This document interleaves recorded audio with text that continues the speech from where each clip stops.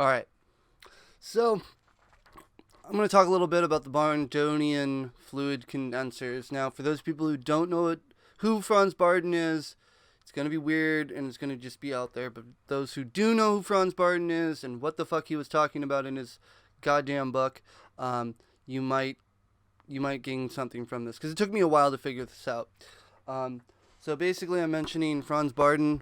Franz Bardon, he's got his Intro to Hermetics, but I'm talking about the practice of magical evocation, right? So in this book, he sort of goes over the practice of magical evocation, but there's one thing that he talks about in it that he doesn't really explain what the fuck it is, okay?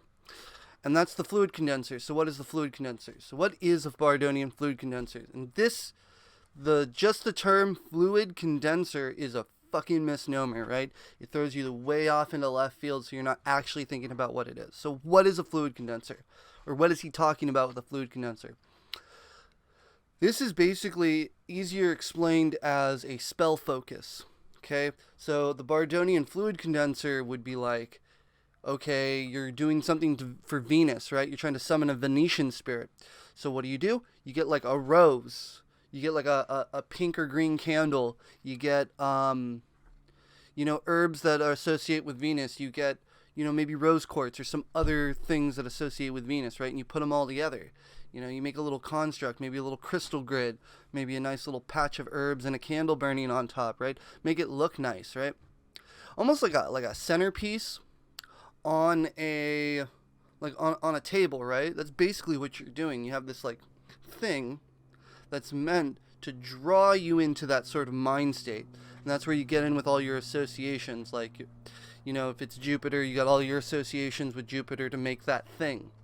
That thing is like, that's the fun part about magic, is there's a lot of art into it that you would actually like, you make a centerpiece. So what the Bardonian fluid condensers are basically like you would make like a centerpiece for a table ensemble, and then you would make it to associate with that thing, with that planet, with that specific type of energy.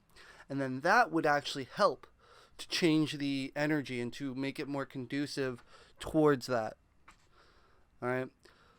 What is funny is just like he uses the term fluid condenser, and you're like, what the fuck is a fluid condenser?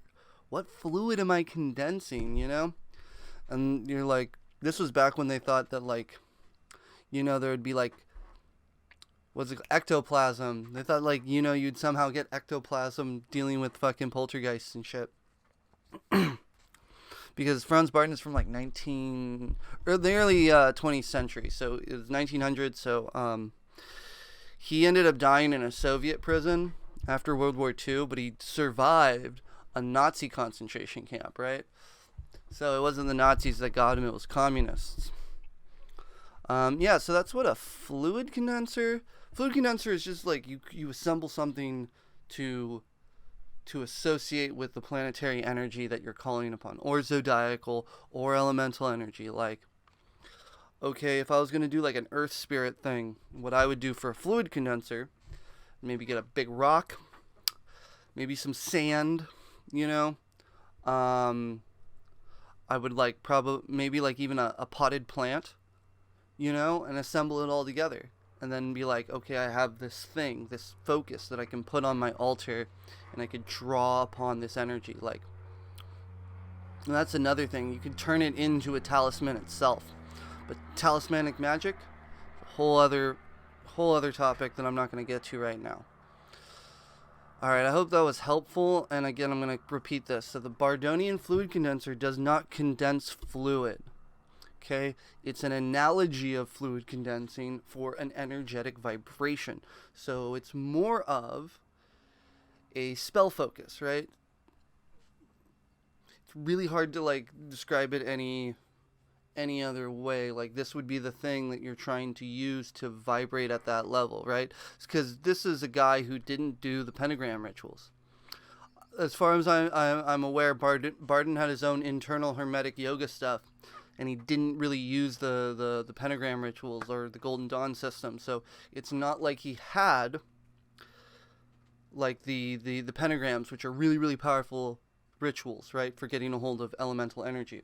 It's just like, here's elemental energy, right? Even if it's just all psychological, right? Because like, it's all about the psychologicalness of your magical state in the middle of a ritual.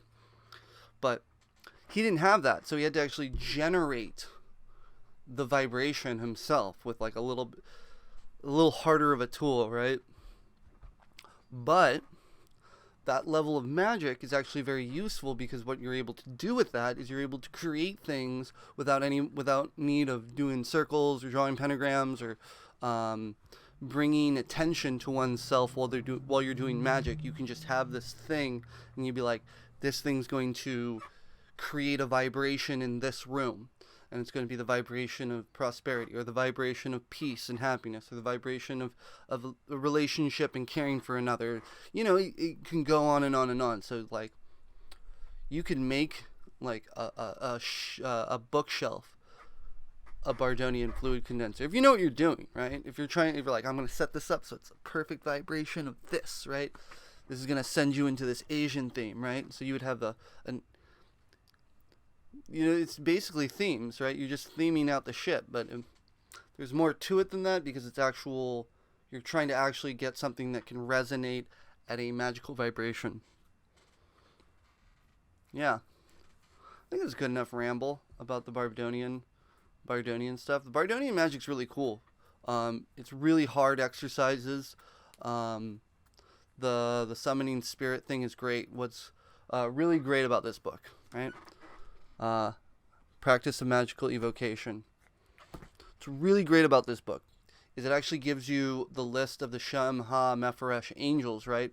So these are the 72 angels that like Poke Runyon uses and Lon Milo DeQuette uses to get the demons of the Goetia into shape. So they use an angelic consciousness and a demonic force, right?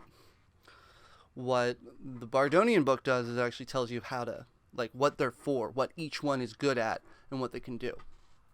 And then he takes you all the way up from the elemental level all the way up to as soon as you hit like Mars, he's just like, I'm not giving you any of these names, right? I'm just gonna, if you can get there, you're able to get the names yourself. He's just like, fuck it, you know, Mars are dangerous. The last thing we need are like fucking puddly level 1 magicians fucking their lives up by summoning gigantic Martian forces.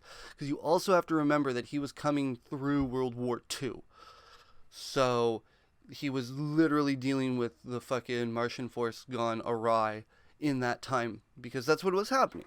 I mean, literally, that's what was happening. It was the fucking the temper tantrums of a child race, you know, that wanted somebody else's cookie, you know. That's exactly what the fuck it was.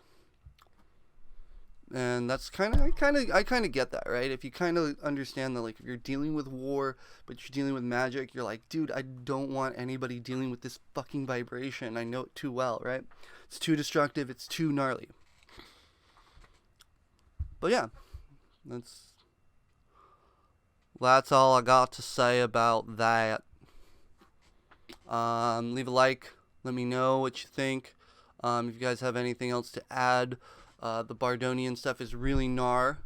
Like, even that dude, Jason Louv, says he's never really done it before.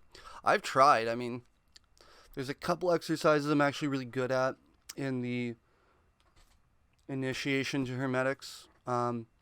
There's one class of exercises from that book that I found in 2 other places, right? So it's a certain exercise. I'll do a whole thing on it. But yeah, I mean, in case any of you were confused or you watched Simon King of the Witches, you get extra points if you guys know what Simon King of the Witches is. You'd probably be all like, what the fuck is a Bardonian fluid condenser? And all it is just, oh, this is like a spell focus that holds on to a vibration, right? And it sort of emits it. So the idea would be like, just like a fluid condenser condenses fluid from the atmosphere, these things, when designed correctly, right? Because like an ankh could be a fluid condenser. A gong could be a fluid condenser. everything could be a fluid condenser. It's all about what kind of fluid, right, or vibration, or you should, I think it would be better to call it a vibrational resonant capacitor, right? Because it's supposed to resonate and capacitate a vibrational state, which is basically magic's all vibrational, right? So everything's vibrational, even molecules and atoms. Yeah, even atoms are vibrational, all those tiny little particles. It's just right? It's just an oscillation. Yeah. Wow. Some time out of this one. So yeah, Bardonian fluid condensers. Things are weird, man. But if you're not like trying to think about it, you can just throw you off. Because this was back in the day when, you know, people just started putting blinders in their works, because you were supposed to, like, if somebody who was smart enough to actually go in and think about what was being said and what's being done and what they're actually being talked about would figure it out. While people who are just blind and wants to just like follow step by step by step, they have a hard time from the older school manuscripts, because it's not like they want you to do this shit. It's just they need to record it. Yeah. So that's this episode. Give it a like, give it a share, tell me what you think, what you know. Hate watch, subscribe, help me out, you know. Yeah. Alright, guys.